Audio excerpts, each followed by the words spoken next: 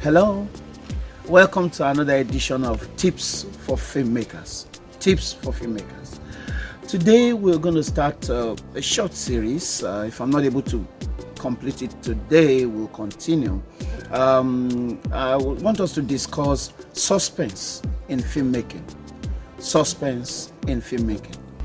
You know, suspense is that factor that keeps you guessing, that keeps your viewer engaged, that makes you enjoy the film. I know as Christians we want to shy away from that word enjoy, but the fact of the matter is that you need to enjoy a film even as you are blessed. Okay, so that is suspense. Suspense is that thing that keeps you at the edge of your feet, or your seat, that keeps at the edge of your seat. I've heard some people say there's nothing like suspense in the Christian film. I beg to differ. You're wrong.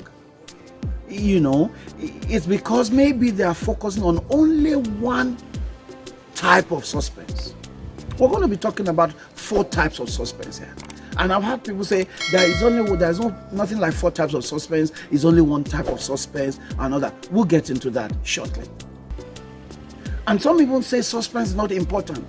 Just get the message and give it as it is. What do you need suspense for? Again, I want to say, I beg to differ. It could be out of the fact that, well, they don't know about it, or they cannot identify it. Sometimes you just enjoy a meal and you don't know what has the condiments and all the things put there. All you just know is that you enjoyed the meal. So it happens. All right, so you may not be able to put your finger at it and say, this is suspense, this is not suspense, but you just find out at the end of the day, you have enjoyed that film. You have been blessed by that film. For that matter, you may consciously as a filmmaker put it or not put it. I tell you that every good film has suspense. Every good film. Whether the scriptwriter deliberately put it or consciously put it or not, if a film will be a good film, it will have suspense. Like I said, whether it was consciously put there or not, it will have a suspense. And as I explain it further, you'll be able to check some of the good films that you have enjoyed and identify suspense. That suspense is key. If you're going to hold someone down for 60 minutes, 90 minutes, 120 minutes, I bet you one of the key things that will hold such a person down is a certain amount of suspense. Now, a film could have all these 4 that I'm going to discuss. It could have 1. It could have 2. By the time you finish a film, because I could identify 1 or 2 or 3, 4 types of suspense. It doesn't matter. But I promise you, every good film would have a suspense. So let's start with one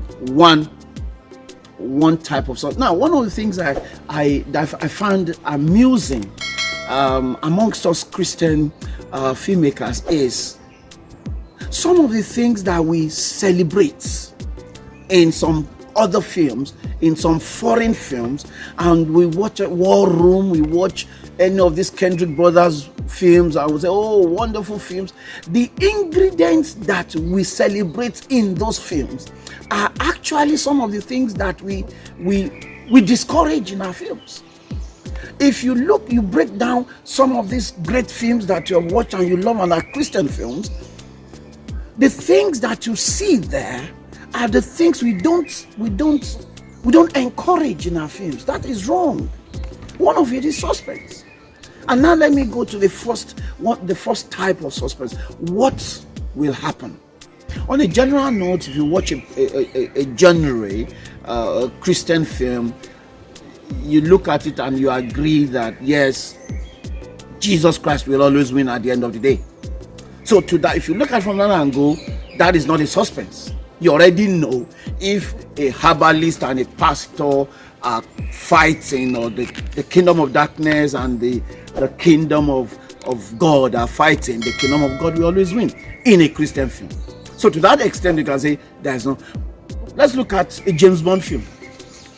You will always know that James Bond will not die. It doesn't matter. Let them put him, let the car run over him. You will know that he will not die. To that extent, that may not be a suspense.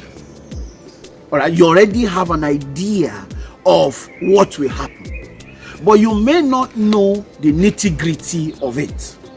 You may not know the nitty-gritty, but still, in a certain way, or per scene or per subplot, you can still have a suspense there of what will happen. All right, so let's go to the second one. So the first type of suspense is what will happen.